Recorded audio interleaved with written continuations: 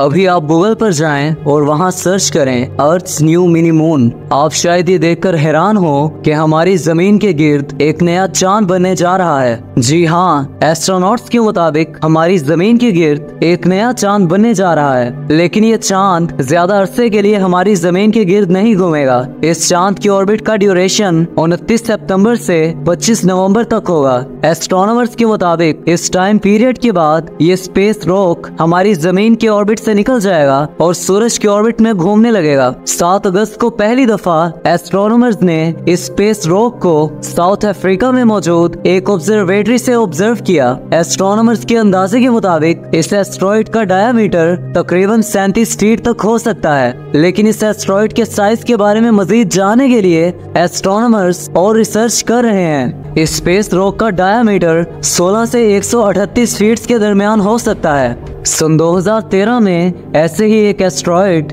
हमारी जमीन के एटमॉस्फेयर में दाखिल हो गया था। इस स्पेस रॉक का साइज 55 से 65 फीट के दरमियान था।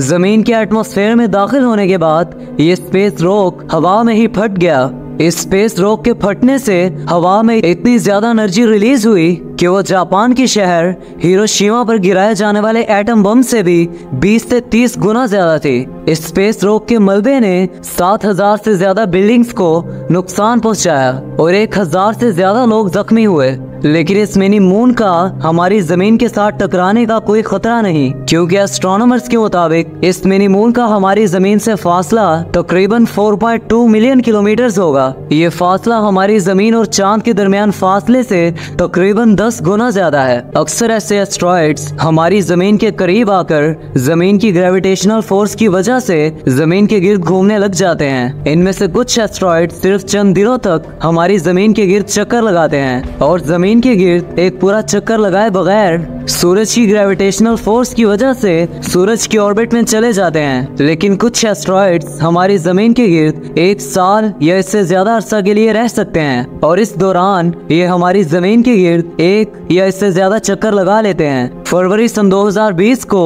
साइंटिस्ट ने ये ऑब्जर्व किया कि हमारी जमीन के गिर्द एक एस्ट्रॉइड चक्कर लगा रहा है। इस ऑब्जर्वेशन के चंद माह बाद ये एस्ट्रॉइड हमारी जमीन के ऑर्बिट से निकलकर सूरज की ऑर्बिट में चला गया। बाद में जब साइंटिस्ट ने तहकीक की तो उन्हें मालूम हुआ कि ये एस्ट्रॉइड हमारी ऑब्जर्वेशन के पहले कई सालों से हमारी जमीन के गिर्द चक्कर लगा रहा था। साइंटिस्ट के मुताबिक 29 सितंबर से 25 नवंबर के दरमियान जो एस्ट्रॉइड हमारी जमीन के गिर्द घूमेगा वो हमारा एक टेम्परेरी मून होगा। इस मून को साइंटिस्ट ने 2024 PT5 का नाम दिया है। लेकिन हम इस एस्ट्रॉइड को मून क्यों कह रहे हैं? वो इसलिए क्योंकि हमारा एक्चुअल मून भी एक पत्थर ही है। ये मून किसी चीज का स्पेसिफिक नाम नहीं होता। हमारी जमीन के गिर्द एक मून है और हमारे सोलर सिस्टम में ही कुछ ऐसे प्लैनेट्स भी हैं जिनके 50 से ज्यादा मून्स हैं और हमारा मून भी तो खला में मौजूद एस्ट्रॉइड्स पत्थरों से मिलकर बना है, तो इसलिए हम इस एस्ट्रॉइड को मून कह रहे हैं। लेकिन किसी भी एस्ट्रॉइड के लिए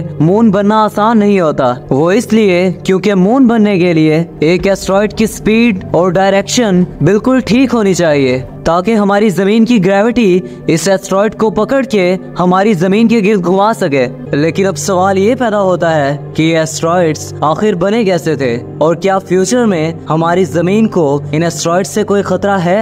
आज से तकरीबन 5 से 6 बिलियन साल पहले जब बिग बैंग के बाद हमारी कायनात बनी तो प्लैनेट्स और मून्स बनने के बाद जो चीजें बाकी बच गईं वो खला में घूमने लगीं और यही हमारे एस्ट्रॉइड्स हैं। स्पेस में हर वक्त लातादाद एस्ट्रॉइड्स घूम रहे होते हैं, लेकिन ऐसा बहुत कम होता है कि कोई एस्ट्रॉइड हमारे जमीन के ऑर्बिट में आए या हमारी जमीन के एटमॉस्फेयर में दाखिल हो। वो इसलिए क्योंकि एस्ट्रॉइड्स और हमारी जमीन के रास्ते में जुपिटर आता है। जुपिटर प्लैनेट की ग्रेविटेशनल फोर्स बहुत ज्यादा होती है और ये हमारी जमीन की तरफ आने वाले ज्यादातर एस्ट्रॉइड्स को अपनी ग्रेविटेशनल फोर्स की वजह से अपनी तरफ खींच लेता है। और जो एस्ट्रॉइड्स जुपिटर की ग्रेविटेशनल फोर्स से बचकर हमारी जमीन की तरफ आ जाते हैं उन एस्ट्रॉइड्स को हमारे सूरज की ग्रेविटेशनल फोर्स खींच लेती है। लेकिन अगर कभी कोई एस्ट्रॉइड हमारी जमीन के एटमॉस्फेयर में दाखिल हो गया तो ये बहुत बड़ी तबाही का बाइस बन सकता है। आज से कई मिलियन साल पहले जब हमारी जमीन पर डायनासोर रहते थे